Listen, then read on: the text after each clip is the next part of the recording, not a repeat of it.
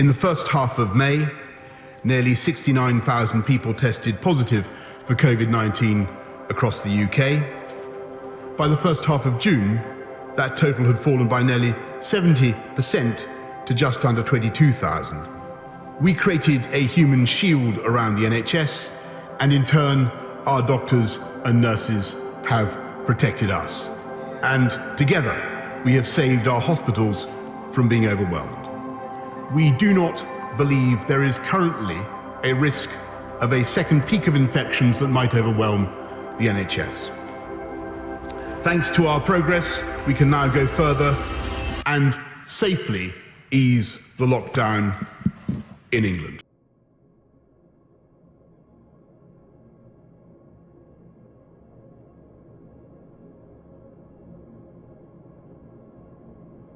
At every stage, caution will remain our watchword, and each step will be conditional and reversible. We cannot lift all the restrictions at once, so we have to make difficult judgments, and every step is scrupulously weighed against the evidence. In that spirit, we advise that from the 4th of July, 2 households of any size should be able to meet in any setting inside or out. Pub life is back, but different. The old familiar is unfamiliar. Stickers leading to the bar, hand sanitizer on the wall, and you need to give your details for track and trace on entering. I'm just glad to get back and have a few pints.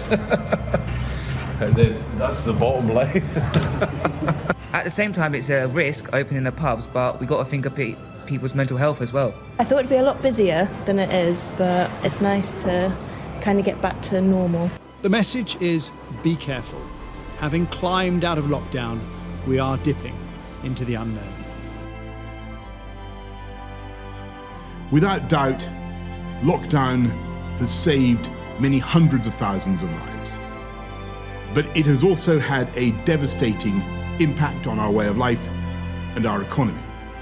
Lockdown only succeeded in controlling the virus because everyone worked together. And we will only succeed in reopening if everyone works together again. The R has stayed below 1 right across the country. It's still between 0.7 and 0.9, and this means the spread of the virus is shrinking. We still need to stay on our guard.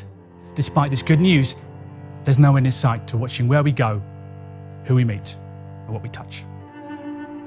In Europe, many countries are beginning to relax lockdown and travel restrictions because the rate of infection is decreasing. There are places in the UK where the number of infections is going up.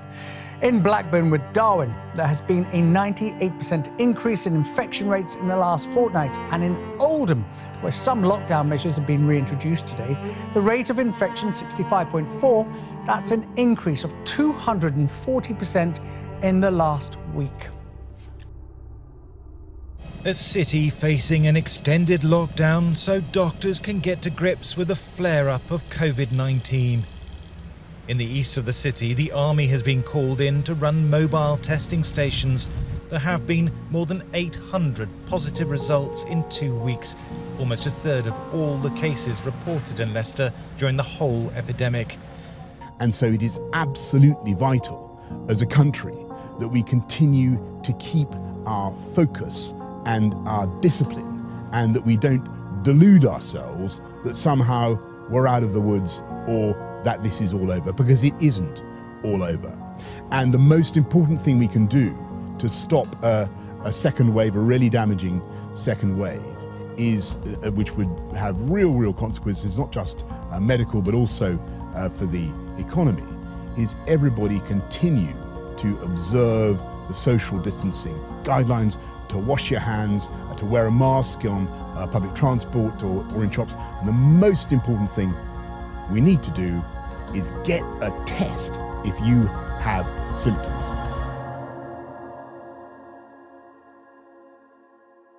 So far, the number of deaths that are put down to COVID-19 are just under 52,000 across the whole of the UK by my calculations.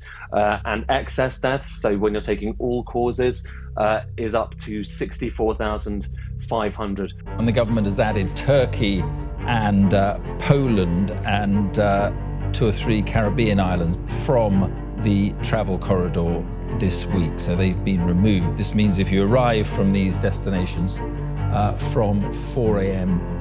on Saturday, you will have to self-isolate. In a Rome hospital, we step into a world that only deals with COVID. Nursing staff wearing the hot and uncomfortable protective uniforms designed to keep them safe.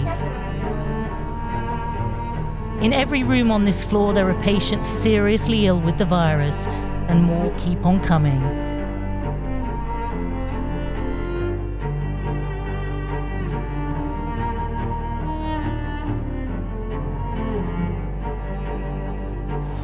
In France, the effects of this second wave are now obvious. Patients here being transferred from Avignon to Brest using army aircraft. More than half the country's intensive care beds are now full with COVID patients. The government was told that if it did nothing, then France's intensive care capacity would be full up in less than 3 weeks. So today the French gathered to watch their president announce a range of rules, telling people to stay at home unless they have an urgent need to go out. This is the Arc de Triomphe roundabout, normally one of the most hectic places in Europe, but Parisians are rushing home to beat the curfew. These are not normal times. President Macron said the situation was worsening faster than he had expected, and that is the same story across so much of Europe. The risk to the American people remains very low. Every one of these doctors said, how do you know so much about this? We're very, very ready for this. The story of Donald Trump's relationship with COVID-19 is a long and complex one, marked by deflection and denial. It's going to disappear. One day it's like a miracle, it will disappear. All the wishful thinking in the world hasn't made it disappear, nor has surely his most bizarre pronouncement of this whole crisis. And then I see the disinfectant, where it knocks it out in a minute, 1 minute. And is there a way we can do something like that by injection inside? As a man famously wary of germs and one in a high-risk group, the question of his own health has never been far away. Hydroxychloroquine. When? Right now, yeah. A couple of weeks ago, I started taking it because I think it's good. I've heard a lot of good stories. He's continued to act even in the face of advice from his own medical experts, not least on the question of masks. This is voluntary. I don't think I'm going to be doing it. And throughout the crisis, few have been as ready to play the blame game. It comes from China.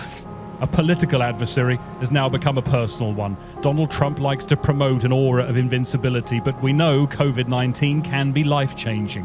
But there will inevitably be a reckoning now when the man who told them for so long that there was no need to panic has himself been struck down. The wishes of most Americans will undoubtedly be with the president at a time like this, whether they were the ones who believed him or not. It's been clear for some time that Donald Trump's political fate could be determined by the course of COVID-19. Now there's far more than that at stake for him and for America. Cases go up by 3,300. Across the country, there were 17,514 new coronavirus cases and 77 deaths. The number of positive cases in England has been rising for over a month, and the latest set of weekly data from NHS Test and Trace shows no sign of this upward trend halting. Greater Manchester is feeling the effects of COVID-19, and intensive care units are filling up fast. Doctors here worry soon there may be no beds for seriously ill patients. We've been given access to detailed data on the current situation in Greater Manchester. It tells us across its 12 main hospitals, 82% of critical care beds are currently occupied. 42% of those patients have COVID-19, and 4 hospitals are on red alert, meaning they are 85% full. The Royal Bolton has just 1 critical care bed available. At Salford Royal and Stepping Hill, they have none. There are others who say, on the contrary, that we need now to lock the whole place down from John O'Groats to Land's End, turn the lights out, shut up shop, close schools and universities, and go back to the same kind of lockdown we had in March and April and May.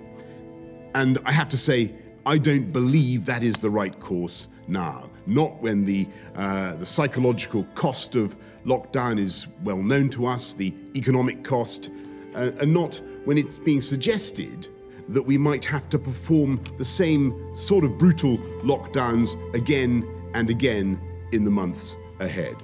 Yes, the reproduction rate of the virus is above 1, but thanks to the efforts of people of all ages in following the guidance and the rules, the R is about half its natural rate.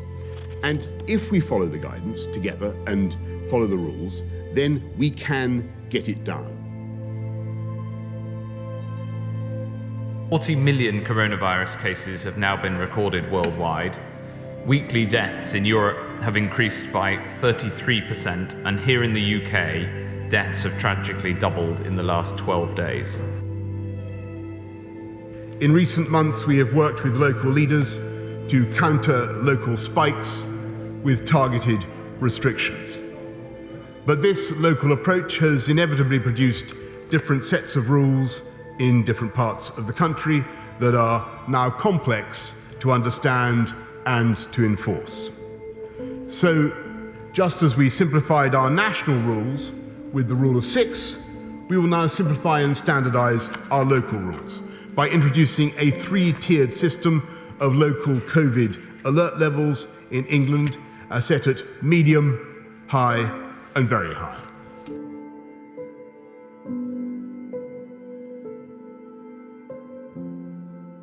We are today simplifying, standardising and in some places toughening local rules in England by introducing 3 levels of COVID alert.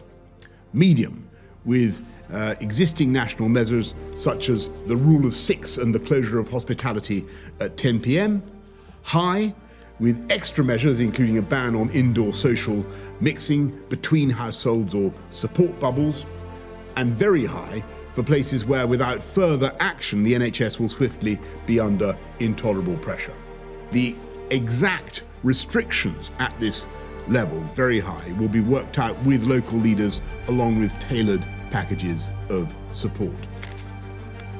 But at a minimum they will sadly include a ban on all social mixing between households in private places, including gardens, and pubs and bars must close. The majority of the country will, for now, be at medium. Most areas currently under local intervention will be at high, and from Wednesday, local authorities in the Liverpool City region will move to the very high alert level.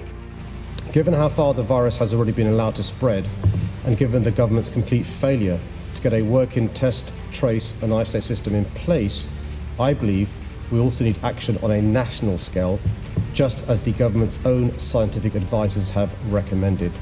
That's why I'll continue to call for a short national circuit breaker.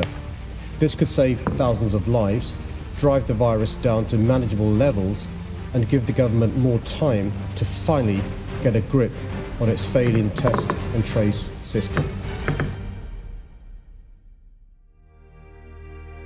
This evening, informed by the data that we've just seen, I can announce that Greater Manchester will move to the very high alert level. Working with council leaders and the mayors, I'm today extending these measures that have been in place in the North East since the start of this week to the Liverpool City region, Warrington, Hartlepool and Middlesbrough. Whole of Nottinghamshire will go into Tier 3 lockdown on Friday morning. It's been confirmed that South Yorkshire will move into the very high alert level, so alongside Greater Manchester on Friday, of course, and Liverpool and Lancashire as well. And I can tell you that your government is working night and day to repel this virus, and we will succeed, just as this country has seen off every alien invader for the last 1,000 years. And we will succeed by collective effort, by following the guidance, and with the help of weekly and almost daily improvements in the medicine and the science, we will ensure that next time we meet, it will be face to face and cheek by jowl. And we're working for the day when life will be back to normal. Flying in a plane will be back to normal, and hairdressers will no longer look as though they're handling radioactive isotopes. And when we can go and see our loved ones in care homes.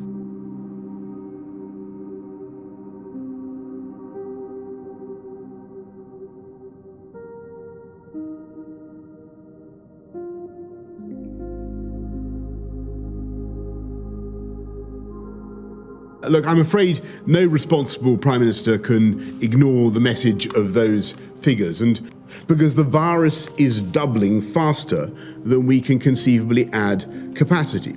And so now is the time to take action, because there is no alternative. And from Thursday until the start of December, you must stay at home. You may only leave home for specific reasons.